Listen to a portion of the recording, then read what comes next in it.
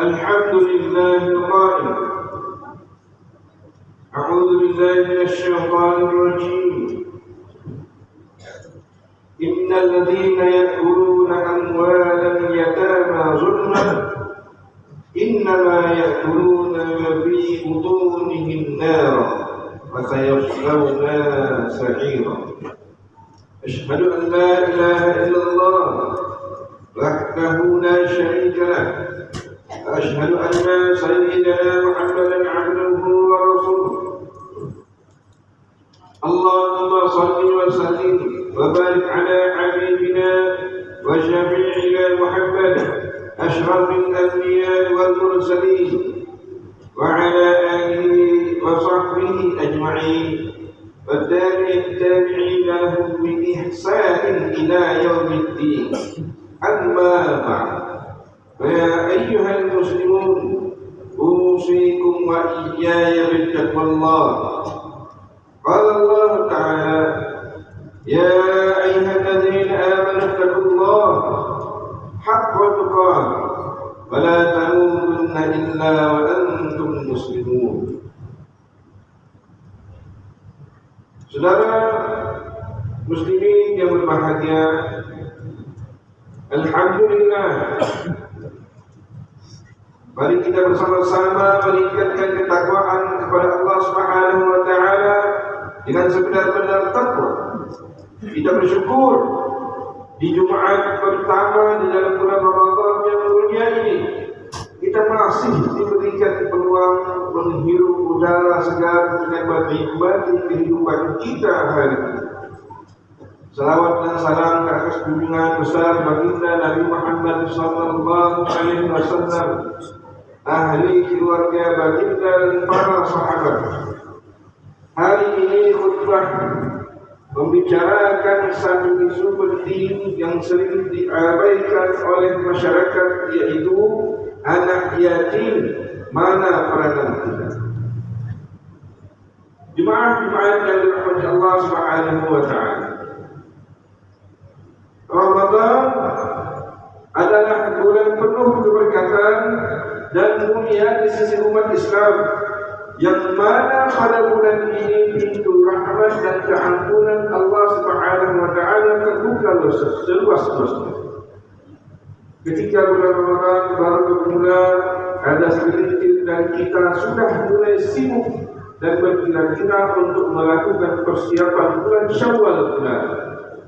Ada yang sibuk melakukan persiapan mengganti perabot rumah yang baru serta pakaian baru yang senodoh.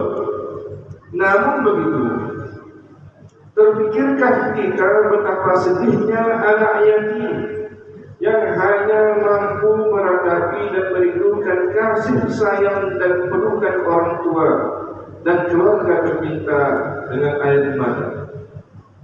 Ketika kita merancang untuk berbuka dengan makanan yang lazat, mereka mungkin hanya menunggu simpati orang demi sesuap makanan. Bayangkan, jika kita berada di tempat mereka, mungkinkah sedikit sedekah yang diterima mampu melakar senyuman di wajah mereka, atau mereka sekadar menunggu nasib yang tidak bermutu? Jemaah yang dikasihi Allah Subhanahu wa taala sekalian, Islam sangat menitik beratkan penjagaan anak-anak yatim. Mereka adalah golongan yang diuji dengan kehilangan salah seorang ibu atau bapa, atau kedua-duanya sekali. Mereka memerlukan kasih sayang, perhatian, serta bantuan daripada kita semua. Allah Subhanahu wa taala berfirman dalam surah At-Duha ayat 9, A'udzu billahi minasy syaithanir rajim. Fa'ammal yatima fala taqhar. Yang bermaksud oleh itu, adapun anak yatim maka janganlah engkau berlaku kasar terhadapnya. Ayat ini mengingatkan kita agar tidak mengabaikan dan menzalimi anak yatim. Sebaliknya, memberikan layanan yang baik kepada mereka, Rasulullah sallallahu alaihi wasallam sendiri adalah seorang anak yatim sejak kecil lagi. Baginda sangat mengasihi golongan anak-anak yatim. Dari Abu Hurairah radhiyallahu anhu bahwa Nabi sallallahu alaihi wasallam bersabda yang bermaksud orang-orang yang menanggung anak yatim miliknya atau milik orang lain, aku dan dia seperti dua ini. Nabi sallallahu alaihi wasallam mengisyaratkan dengan dua jari baginda sallallahu alaihi wasallam di surga. Hadis riwayat Imam Muslim. Hadis ini menjelaskan, jelas menunjukkan betapa tingginya kedudukan mereka yang menjaga anak yatim. Jemaah-jemaah yang dikasihi Allah Subhanahu wa taala, mengabaikan atau menzalimi anak-anak yatim bukan sekadar perbuatan tidak berperik kemanusiaan, malah ia adalah dosa besar yang membawa azab Allah Subhanahu wa taala. Allah Subhanahu wa taala memberi amaran melalui firman-Nya dalam surah An-Nisa pada yang ayat pertama dibacakan awal khutbah tadi. A'udzu billahi minasyaitonir rajim. Innal ladzina ya'kuluna amwalal yatama zulma innama ya'kuluna fi butunihim nara wa sayaslawna sa'ira. Yang bermaksud sesungguhnya orang-orang yang memakan harta anak-anak yatim secara zalim, sebenarnya mereka itu hanyalah menelan api ke dalam perut mereka, dan mereka pula akan masuk ke dalam api neraka yang menyala-nyala. Ayat ini jelas memberikan peringatan kepada mereka yang merampas harta anak yatim dan menzalimi mereka. Bahasanya menunggu di akhirat nanti amatlah berat dan dahsyat. Jemaah-jemaah yang dirahmati Allah Subhanahu wa taala, Ramadan bukan sekadar bulan puasa, tetapi juga bulan untuk meningkatkan amal kebaikan, membantu anak-anak yatim. Di bulan Ramadan membawa ganjaran yang besar di sisi Allah Subhanahu wa taala. Sabda Rasulullah sallallahu alaihi wasallam yang bermaksud, barang siapa memberi makan kepada orang yang berpuasa, maka baginya pahala seperti orang yang berpuasa itu, tanpa mengurangi pahala berpuasa tersebut sedikit pun. Hadis riwayat Imam At-Tirmidzi. Jika memberi makan kepada orang yang berpuasa mendapat pahala yang besar, bayangkan betapa besarnya ganjaran diperoleh jika kita memberi makan kepada anak-anak yatim yang juga sedang berpuasa. Jemaah-jemaah yang dirahmati Allah Subhanahu wa taala, sebagai umat Islam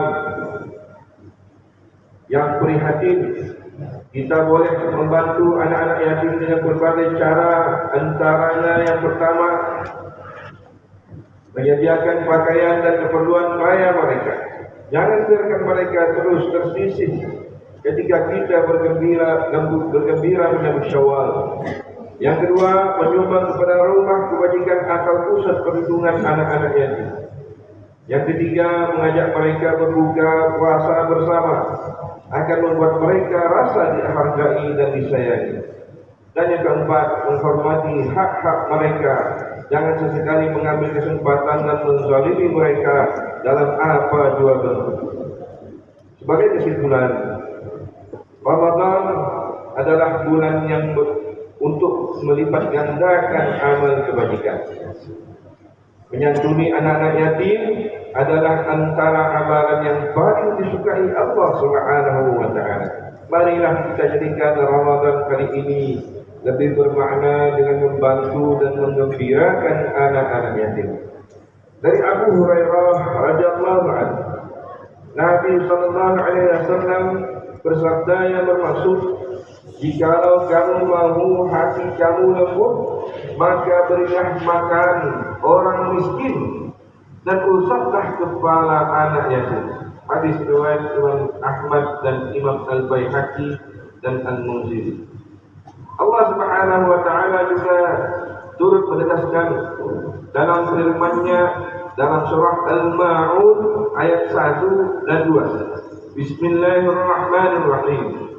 Ara'aital ladzi yukadzibu bid-din, fadzalikal ladzi yad'ul yatim. Yang bermaksud, tahukah engkau akan orang yang mendustakan agama meliputi hari pembalasan? Orang itu ialah orang yang melintas serta berlaku zalim kepada anaknya. Barakallahu li wa lakum bil Qur'anil azim wa nafa'ani wa iyyakum bima fihi min al-ayati wa dzikril hakim. Taqabbal minni wa minkum tilawatahu innahu huwas sami'ul 'alim. أقول قولي هذا وأستغفر الله العظيم لي ولكم ولسائر المسلمين والمسلمات والمؤمنين والمؤمنات الأحياء منهم والأموات فاستغفروه إنه هو الغفور الرحيم. اللهم صل على محمد. اللهم صل على سيدنا وحبيبنا وشفيعنا وزورنا ومولانا محمد وسلم رضي الله تبارك وتعالى عن كل صحابة رسول الله أجمعين والحمد لله رب العالمين.